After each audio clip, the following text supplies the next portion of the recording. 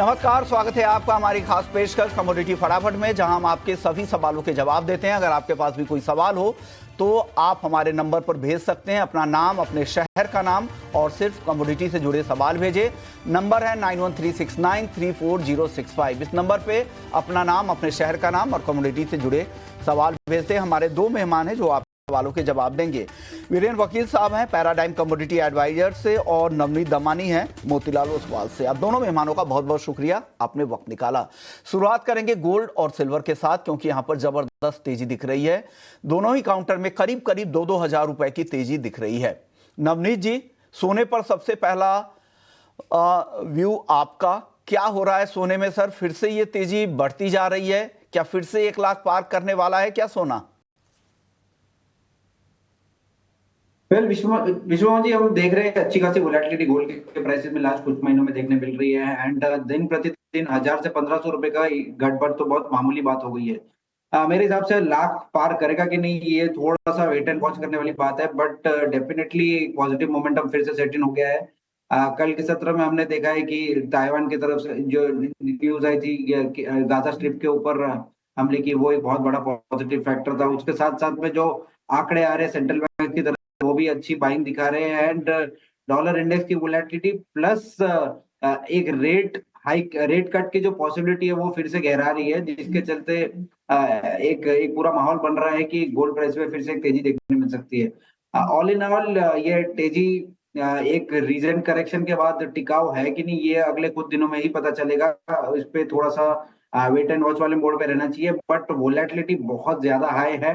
Retail निवेशक थोड़े से कॉशियस रहे। ये डेफिनेटली एक वोलेटाइल टर्म है। एंड गोल्ड सिल्वर दोनों ही एसेट क्लास में आपको बहुत अच्छी गड़बड़ देखने मिल रही है।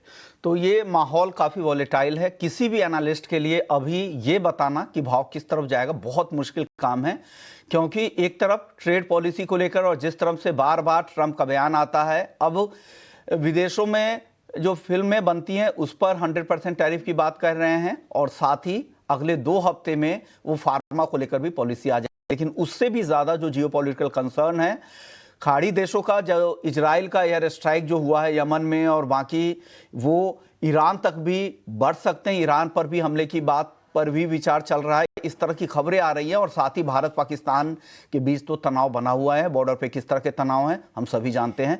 ऐसे तनाव में गोल्ड के भाव किधर जाएंगे, कब क्या होगा, ये कहना फिलहाल मुश्किल है। और कल एक अहम बैठक का फैसला भी आना है। यूएस फेड की बैठक का फैसला कल आ जाएगा ब्याज दरों को लेकर। हालांकि बाजार यही मानकर चल रहा है कि ब्याज दरें इस बार स्थिर रहेंगी। गोल्डमैन सैक्स के मुताबिक जुलाई से ब्याज दरों में कटौती शुरू होगी और उनको लगता है कि इस साल 3 कटौती ब्याज दरों में हो सकती है। चलिए कुछ सवाल ले लेते हैं। हमारे दर्शक हैं जो हमारे साथ लगातार सवाल भेज रहे हैं। अमित अग्रवाल है कि सोने में इस स्तर पर निवेश कर सकते हैं क्या? साथ ही पीयूष जैन साहब का सवाल है कि सोने में खरीदारी का सही समय है क्या? दोनों मिलता जुलता सवाल है। नवनीत जी, क्या ये सही समय है सोना खरीदने का और करंट लेवल पे खरीदना चाहिए या रुकना चाहिए? अगर आप रिटेल निवेशक है तो मुझे लगता है कि ये सही समय नहीं है। आपको इससे बेटर लेवल मिल सकते हैं। इनफैक्ट 4 दिन पहले भी करीब करीब 3-3.5 हजार रुपए नीचे गोल्ड ट्रेड करा था। तो ऐसे लेवल आपको टाइम एंड अगेन मिलते रहेंगे, बेहतर एंट्री पॉइंट मिलते रहेंगे। अगर आप लॉन्ग टर्म के इन्वेस्टर है तो कुछ आप डिप्लॉयमेंट इस लेवल पे कर सकते हैं। कुछ डिप्लॉयमेंट अगर करेक्शन आता है टुवर्ड्स 91-92,000 तो वहां पर किया जा सकता है। रिटेल निवेशक के हिसाब से एक स्टॉप लॉस लगाना बहुत जरूरी है। अगर गोल्ड के प्राइस फिर से 95,200 के नीचे जाते हैं कन्विंसिंगली, तो मेरे हिसाब से फिर से नई राउंड ऑफ सेलिंग शुरू हो सकती है। तो if you are a buyer at this level, तो एक वो स्टॉप लॉस मेंटेन करना बहुत जरूरी है। ओके, तो बिना स्टॉप लॉस के इस बाजार में कम से कम ट्रेड ना करें। अब किस तरह के मूवमेंट आप देख रहे हैं? 2-2 हजार रुपए की अगर मूवमेंट सोने और चांदी जैसी कमोडिटी में आ रही है अब, तो कितना मार्केट वॉलेटाइल है, तो ये ध्यान रखिएगा। अगर रिस्क एपेटाइट आपकी नहीं है तो आप इस बाजार से दूर रहे, ना निवेश करें ना ट्रेड करें। हमारे साथ बीरेन जी भी हैं। बीरेन जी, हमारे अगले दर्शक है शंकर शाह, इनका नाम है। सोने का आउटलुक ये जानना चाह रहे हैं। इनके लिए आपकी तरफ से क्या सवाल है, सलाह है? सर, सोने में क्या करना चाहिए इनको? वैसे तो ये सीमित दायरे का बाजार है, बट अब इंट्राडे 1000-1200 रुपए की मूवमेंट अब नॉर्मल हो चुकी है। टेम्पररी मेरा बायस हल्का सा अपसाइड का है। फेड की मीटिंग कल होगी, इसमें कोई रेट में कोई बदलाव मैं नहीं देख रहा हूं, तो हल्का सा बाउंस यहाँ आ सकता है। एक और दर्शक है बीरेन जी, महेश गोयल इनका नाम है। सोने में 20 मई तक गिरावट आने की कुछ संभावना दिख रही है क्या आपको बीरेन सर? लग रही है क्या 14 दिनों में कुछ गिरावट की संभावना? अभी जो भी मार्केट मेकर या जो भी है, वो सिर्फ ट्रम्प साहब है, उन्हीं के हाथ में है कौन सा रेट कब प्रोड्यूस करने के, क्योंकि सभी मार्केट कंप्लीटली हेडलाइन ड्रिवन है, और कब कहां से कैसी हेडलाइन आ जाए, तो प्रिडिक्शन ने अब अपना रिलेवेंस खो दिया है। तो मैं ऐसा मानता हूँ कोई टाइम बाउंड प्रिडिक्शन नहीं हो सकता आज के माहौल में। चलिए, तो आपके लिए ये सलाह है। अगले दर्शक हमारे साथ पीयूष राज हैं राजस्थान से। चांदी में एसआईपी करना ठीक होगा या एक मुश्त पैसे लगाना ठीक होगा? बढ़िया सवाल है। आप नवनीत जी बताइए इनको, क्या एसआईपी के जरिए फिलहाल करें ऐसे माहौल में, या एक मुश्त ही इस लेवल पे डाल दें? मैं काफी दिनों से एडवोकेट कर रहा हूँ कि गोल्ड से बेहतर विकल्प इस समय पे चांदी इमर्ज होता हुआ नजर आ रहा है। हालांकि रिटर्न्स गोल्ड ने इस साल में ज्यादा दिए हैं, बट कंसिस्टेंट रिटर्न्स और लो रिस्क रिटर्न अगर देखा जाए तो यहाँ पर चांदी में आपको मिल सकते हैं। अब वो 15 से 20% के बीच हो सकते हैं अगले 12 महीने की अवधि में।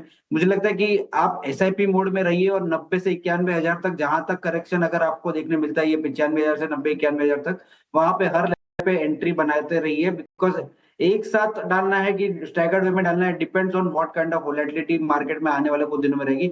मेरे हिसाब से आपको टाइम में के 90-92 हजार रुपए के स्तर पे चांदी मिलेगी, वहां पर आप बाय करिए। 1,02,000, 1,05,000 और 10,000 तक के भी स्तर आपको देखने मिल सकते हैं। ओके, अगले दर्शक हमारे साथ नवनीत गुप्ता हैं। चांदी, एल्यूमिनियम और जिंक तीनों में जानना चाह रहे कि क्या करना चाहिए। बीरेन सर, क्या करना चाहिए सिल्वर, एल्यूमिनियम और जिंक में? जिंक काफी पिछड़ा हुआ है, तो अंडर परफॉर्म हो रहा है फिलहाल। जब जब चाइना स्टिमुलस की बात आती है तो बाउंस आते हैं, बट वो टिक नहीं पाते। तो मुझे ऐसा लग रहा है कि इनसे बाइंग से दूर रहना चाहिए इसमें। चांदी में एकदम शॉर्ट टर्म 1-2 दिन के लिए मैं शॉर्ट प्रेफर करूंगा स्पाइक पर, यानी 57,000 पे शॉर्ट, 98,098 का स्टॉप लॉस और 95,500 का टारगेट। ये सिर्फ 1-2 दिन का कल तक की फेड की मीटिंग तक का मेरा व्यू है। ओवरऑल मैं गोल्ड पे थोड़ा बुलिश हूँ। ओके, आप गोल्ड पे सिर्फ बुलिश है यहाँ पे। आप बताइए सर, एल्युमिनियम और जिंक पर आपका व्यू क्या है नवनीत जी? मुझे लगता है कि शॉर्ट टर्म बाउंस जो हमने जिंक में देखा है, बहुत दिनों के कंसोलिडेशन के बाद एक रिबाउंड देखने मिल रहा है जिंक के प्राइसेस में। तो 245 246 की रेंज में आप बाय कर सकते हैं। 244 के नीचे स्टॉप लॉस लगाइए, एंड 252 255 तक के टारगेट देखने मिल सकते हैं। एल्यूमिनियम टाइम एंड अगेन लोगों को फंसाया है, बाउंस दिखाता है, रिबाउंड कराता है, बट वो उसी स्पीड में नीचे आ जाता है। तो मेरे हिसाब से रिटेल निवेशक जब तक एल्यूमिनियम में एक बहुत ग्रेट क्लैरिटी नहीं मर जाती और 240 के ऊपर के भाव सस्टेन नहीं होते, तब तक एल्यूमिनियम से दूर रहना एक बेहतर विकल्प रहेगा। हंसमुख है गुजरात से, कच्चे तेल में स्ट्रैटेजी जानना चाह रहे हैं। कच्चे तेल पर आपकी राय क्या है वीरेन सर? टेम्पररी इसमें मैं बाइंग प्रेफर करूंगा बाय डिप्स, यानी 4880 के आसपास बाय कर सकते हैं 4730 के स्टॉप लॉस के साथ। अपसाइड में 50-20-30 का लक्ष्य रख सकते हैं। ये 2-3 दिन व्यू है। ओके, तो टेम्पररी बाई करने की यहाँ पर सलाह है। राकेश जी भी कच्चे तेल पर ही पूछना चाह रहे हैं कि किन लेवल पे खरीदारी करें। बीरेन जी की तो राय आपने सुन ली है। राकेश जी के लिए अब आप बता दीजिए नवनीत जी, क्या करना चाहिए इनको क्रूड में? हमने देखा है कि कच्चे तेल में एक रीजनेबल वोलेटिलिटी देखने मिल रही है, बट आज के सत्र में नीचे के स्तर से एक रिबाउंड देखने मिल रहा है। मेरा मानना यह है कि 4880 4890 के आसपास कच्चे तेल में बाइंग की रणनीति बनानी चाहिए। 4810 आपका स्टॉप लाएगा, एंड 5030 5050 तक के टारगेट अपसाइड में देखने मिल सकते हैं। ओके, अगले दर्शक हमारे साथ हर्षित है।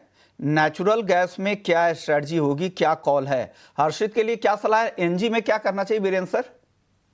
एनजी में काफी वॉलेटिलिटी है, तो ऑप्शन के जरिए काम इसमें हो सकते हैं, स्प्रेड के जरिए। But Navneet good better, Navneet भाई इसका बेटर एड्रेस कर पाएंगे, क्योंकि मैं रेगुलर ट्रेंड स्क्रीन पे नहीं। लेकिन आपको ट्रेंड क्या दिख रहा है नेचुरल गैस में? नीचे का या ऊपर का, ये सिर्फ बता दीजिए, फिर मैं नवनीत जी से ऑप्शंस का कॉल ले लूंगा। ये बेसिकली काफी वाइड कमोडिटी और अल्गो ड्रिवन कमोडिटी है, मींस डिमांड सप्लाई से उसका नाता टूट चुका है, एचएफटी और अल्गो से ही चलती है। ओके, आप बताइए सर, हमारे साथ दो दर्शक है, एक तो हर्षित हैं, दूसरे हर्ष हैं जयपुर से, और एक और दर्शक है जिनको ऑप्शंस की रणनीति चाहिए एनजी में, उनका नाम है समीर है बुलंदशहर से। तीनों दर्शक सवाल एक एनजी की ऑप्शन की स्ट्रेटजी जानना चाह रहे हैं आपसे, नवनीत जी। वेल मुझे लगता है विश्वमोहन जी की जब जब एनजी में अब यहाँ से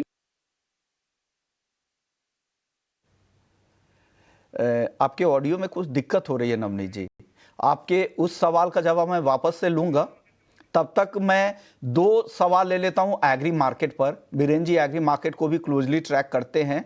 रुनेश हैं, जीरे में कब तक तेजी आने की उम्मीद है? आज तो काफी गिर गया जीरा। वीरेन सर, क्या अब सही लेवल आ चुका है? क्या 21,500 के आसपास जीरा खरीदना चाहिए क्या? मार्केट में काफी सप्लाई ग्लट है, यानी थोड़ी ज्यादा माल और डिमांड इन स्तरों पे भी काफी कमजोर है, तो मुझे टेम्पररी बाइंग नहीं दिख रही यहाँ से, और भी थोड़ा डाउन साइड लग रहा है मुझे। और भी डाउन साइड आपको जीरे में दिख रहा है? कितना सर, कितना बीरेन सर? क्योंकि पिछला कैरी फॉरवर्ड ठीक ठाक रहा, मीन्स करीबन 25-30 का कैरी फॉरवर्ड होगा, और ये साल की फसल भी अच्छी है, तो डिमांड काफी कमजोर रही है, और खास करके ये जियोपॉलिटिकल टैरिफ ये सब जो टेंशन है उसकी भी थोड़ी असर है, और खास करके सभी एग्री मार्केट में फाइनेंशियल क्रंच दिख रहा है, पैसे की कमी है। हल्दी में 1 से 2 दिन का नजरिया चाह रहे हैं बीरेन सर, क्या हल्दी अब सही भाव आ गया है खरीदने का, कि और वेट कर ले नीचे आने का? यहाँ मैं थोड़ा कोंड्रा जाऊंगा, यानी अगर 1400 के आसपास प्राइस मिलते हैं, 40,000 सॉरी, तो 14,000 पे शॉर्ट करके 15,200 का स्टॉप लॉस रख के एक डाउन साइड के हिसाब से, मींस 12,800 13,000 का संभाव से मैं सेल ऑन राइज प्रेफर करूंगा इसमें। तो सेल ऑन राइज हल्दी के लिए इनकी कॉल है, और जीरे में भी इनको लगता है कि अभी वेट करना चाहिए, अभी नहीं खरीदना चाहिए। हमने नेचुरल गैस पे आपका सवाल नहीं ले पाया था, आपका जवाब, सॉरी माफ कीजिएगा नवनीत जी, आप बता दीजिए अब नेचुरल गैस में क्या करें? वेल लास्ट 4-5 दिनों में हमने नेचुरल गैस को बार बार मल्टीपल अटेम्प्ट करते हुए देखा, 304 305 तक जाके वहां पर उसका दम निकल जाता है, वापस नीचे आने लगता है। मेरे हिसाब से अगर 310 का स्तर नहीं निकलेगा तो हमें एक रीजनेबल सेलिंग देखने मिल सकती है, 285 270 के रेंज में हम नेचुरल गैस के प्राइसेस आते हुए देखेंगे। तो सेल ऑन रैली की रणनीति अपनानी चाहिए नेचुरल गैस में अगले कुछ दिनों के लिए। आपको ये फ्यूचर्स के थ्रू भी प्ले कर सकते हैं, अदरवाइज ऑप्शन के थ्रू भी एक बहुत अच्छा विकल्प है। आप 280 या 285 का ऑप्शन बाय कर सकते हैं, करीब करीब 11-12 रुपए के रेंज में मिल रहा है। नीचे में आपको ये ऑप्शन डबल होते हुए नजर आ सकता है, एंड मेरे हिसाब से 270 इज द लेवल जहां पे थोड़ा सा एक पॉज मिलेगा नेचुरल गैस प्राइसेस में, तो जैसे जैसे नीचे आते मिले आपको सेल ऑन रैली करते जाना है। ओके, चलिए, तो ये बात नेचुरल गैस को लेकर है, लेकिन अब बढ़ते हैं आगे और बात कर लेते हैं दाल की। और दालों पर बातचीत करने के लिए हमारे साथ एक खास मेहमान हैं, आईपीजीए के चेयरमैन विमल कोठारी जी है। शुक्रिया कोठारी जी, आपने वक्त दिया है। सर, सबसे पहले तुअर की बात करते हैं। तुअर की जो सरकारी खरीद है काफ़ी अच्छी हुई है, करीब 4.25 लाख टन के आसपास अब तक खरीदारी हो चुकी है, और ये 2020 के बाद सबसे ज़्यादा सरकारी खरीद है, लेकिन भाव अभी भी मंडियों में एमएसपी के नीचे है। आगे भाव में कुछ सुधार की संभावना आपको लग रही है? हालांकि रिटेल में दाम अभी भी कम नहीं है, रिटेल में 125-130, ब्रांडेड अगर आप लेने जाते हैं तुअर के तो 160 तक भी है। धन्यवाद विश्व मोहन जी। देखिए, सरकार ने 13 लाख टन का प्रोक्योरमेंट का एक टारगेट रखा था, जिसमें मेरे ख्याल से लगभग 5 लाख टन के आसपास पहुंच जाएगी सरकार।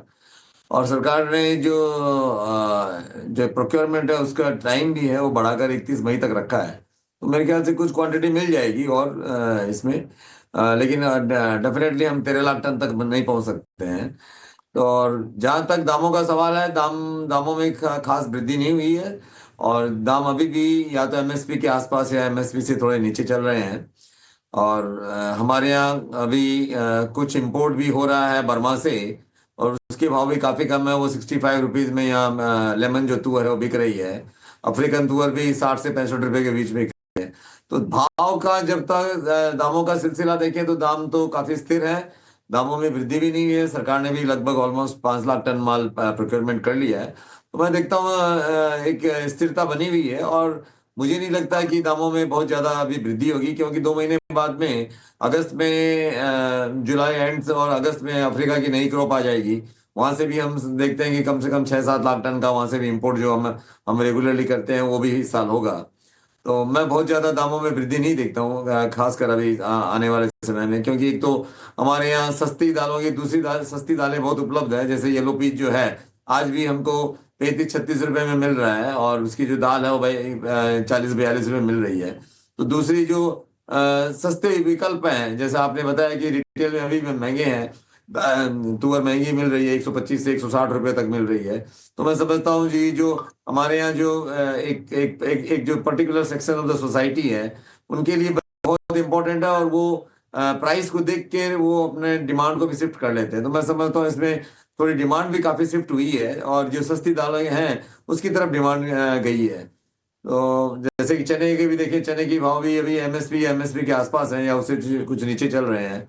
तो वो भी दाल अच्छे भाव में मिल रही है। तो मैं समझता हूँ कि कंज्यूमर के पास अच्छे ऑप्शंस हैं, इसलिए भाव भी स्थिर हैं, और दामों में वृद्धि नहीं हुई, और लगता नहीं है कि समय कोई बहुत बड़ी कोई वृद्धि होगी।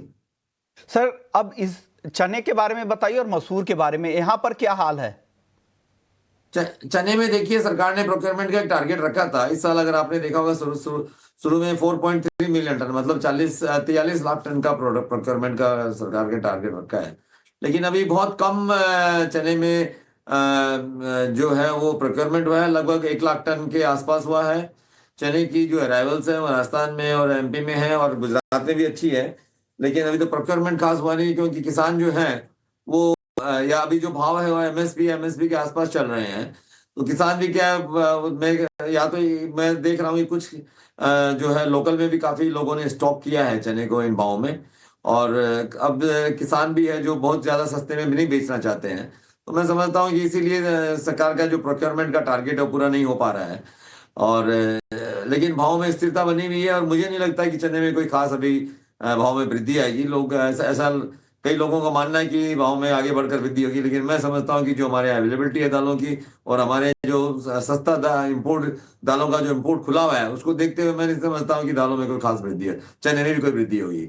रहा मसूर का सवाल, मसूर का इस बार हमारे यहाँ उत्पादन जो सरकार के अनुमान के हिसाब से, जो सेकेंड एडवांस एस्टिमेट था उसके हिसाब से लगभग 18 लाख टन का हमारे यहाँ उत्पादन है। हमारा और हमारे पास नेफेड के पास कम से कम 6 से 7 लाख टन का जो कैरी फॉर जो उनके 2 साल पहले उन्होंने जो प्रोक्योरमेंट किया था इंपोर्टेड स्टॉक, उसको अभी बेच रहे हैं। तो दाम में काफी प्रेशर है।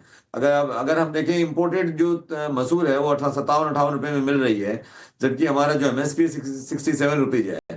तो सरकार ने लगभग 50 से 60 हजार टन माल का अभी तक प्रोक्योरमेंट किया है, और मैं समझता हूँ कि किसान जो है एमएसपी के आसपास सरकार को देते रहेगा, क्योंकि वो जो मार्केट प्राइस है उसमें किसानों को लोकल में बेच के फायदा नहीं है, उनको काफी नुकसान है। कम से कम एमएसपी से 10 रुपए किलो का नुकसान है। तो मैं समझता हूँ कि ये प्रोक्योरमेंट कुछ बढ़ना चाहिए, लेकिन जो स्पीड से बढ़ना चाहिए वो हम वो स्पीड नहीं देख पा रहे हैं। शुक्रिया विमल जी, आपने वक्त निकाला। और दलहन में क्या कुछ हो रहा है, सप्लाई की स्थिति क्या है, सरकारी खरीद की स्थिति क्या है, और साथ ही प्राइस आगे क्या रह सकते हैं, आपने वो सारी चीजें साफ कर दी। चलिए आगे बढ़ते हैं। हमारे साथ एक और मेहमान है, जीके सूद साहब हैं, एग्री इकोनॉमिस्ट हैं, एग्री एक्सपर्ट है और लंबा अनुभव रखते हैं। सर बहुत बहुत शुक्रिया आपसे। सर आज मैं बात करने वाला हूँ मक्के को लेकर, क्योंकि इथेनॉल के लिए मक्के पर फोकस बढ़ता जा रहा है। 2023 तक हम देख रहे थे कि 8 लाख टन का इस्तेमाल होता था, वो अब इसका इस्तेमाल 127 लाख टन से ज़्यादा मक्के की ज़रूरत होगी 2024-25 के लिए। अब सर मेरा सवाल ये होगा कि अब इथेनॉल के लिए अगर मक्का इतना जाएगा तो डीडीजीएस की सप्लाई काफ़ी तेज़ी से बढ़ती जा रही है। इसने पूरा सोया डीओसी का ही नहीं बाकी डीओसी का भी खेल बिगाड़ दिया है। और क्या ये किसानों के लिए एक चिंता का बड़ा कारण बन सकता है, या इंडस्ट्री के लिए एक नया अवसर भी है? आप इस पर क्या कहेंगे सर? विश्व जी धन्यवाद। ये जो ऑयल मिल हैं, ग्राउंडनट या राइस ब्रांड या सोयाबीन या रेपसीड, इन सब में राइस ब्रांड को छोड़कर बाकी सब में 25 से 30% की गिरावट है एक साल से लेकर आज तक प्राइस में। और उसका दो असर सीधे पड़ते हैं। एक तो अगर एक ऑयल मिल को अपना पैरिटी देखनी है तो ऑयल का प्राइस अगर बढ़े तभी उसको फायदा है। जो हमने पिछले साल अगस्त में देखा, सरकार ने सोयाबीन की प्राइस को सपोर्ट करने के लिए 20% ड्यूटी बढ़ाई। वो इसलिए थी कि डीडीएस की वजह से सोयाबीन मील का मार्केट तबाह हो चुकी थी, 30% कम प्राइस थी। तो ओवरऑल जो रियलाइजेशन रहती है।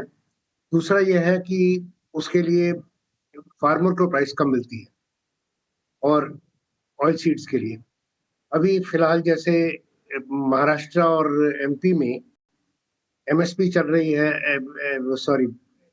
एमएसपी है 4,892 और मंडी प्राइसेस हैं एवरेज में महाराष्ट्र की 4125 और मध्य प्रदेश की 4290 आज के दिन।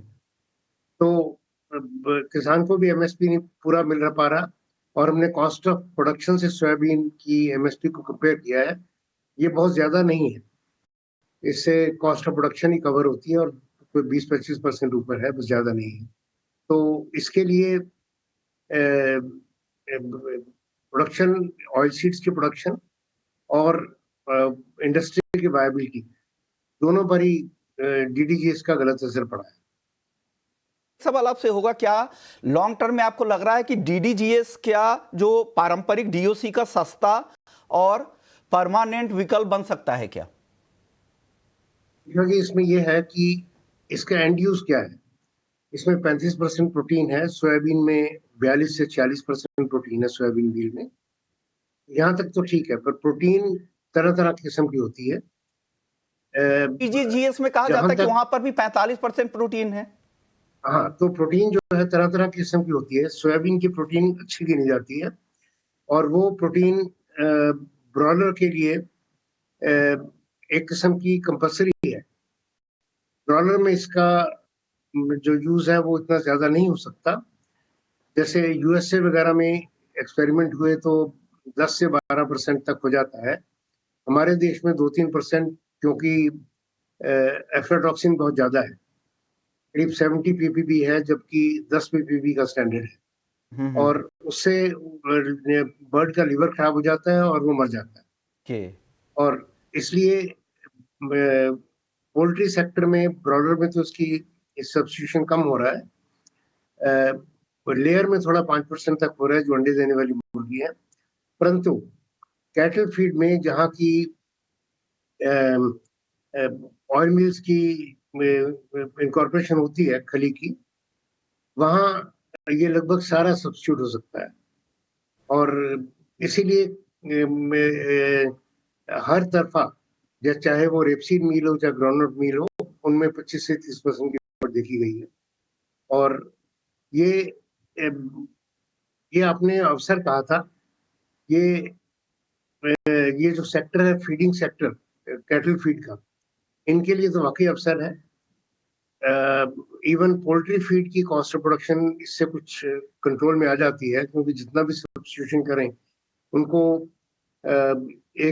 एक आइटम जो आज के दिन 31,000-32,000 हज़ार रुपए की सोयाबीन मील है, उसकी जगह 16,000 रुपए में मक्का का डीडीजीएस मिल जाता है।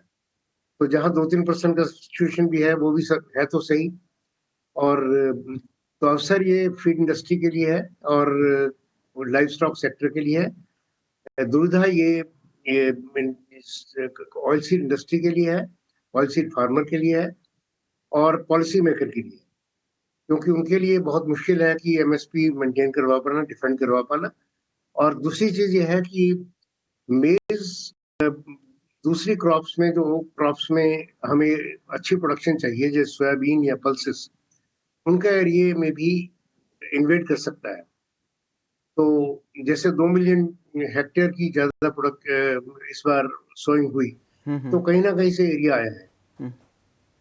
जी, ओके, बिल्कुल सही बात है। तो लॉन्ग टर्म पॉलिसी इस तरह की बनानी पड़ेगी, नहीं तो डेफिनेटली इस तरफ पॉलिसी नहीं रहेगी तो सोयाबीन किसानों के लिए एक बड़े सेटबैक हो सकता है। फिर जो इंडस्ट्री है, डीओसी की इंडस्ट्री है, उनके लिए दिक्कतें बढ़ सकती है। शुक्रिया सर, वक्त ज़्यादा नहीं है, आपसे और भी बातचीत और सवाल पूछने थे, रह गए हैं, अगले मुलाकात में ज़रूर पूछेंगे। शुक्रिया वीरेंद्र सर आपका भी, और नवनीत जी आपका भी बहुत बहुत शुक्रिया, आपने वक्त निकाला हमारे दर्शकों के लिए। कमोडिटी फटाफट में फिलहाल इतना ही, बाकी खबरों के लिए आप बने रहिए हमारे साथ।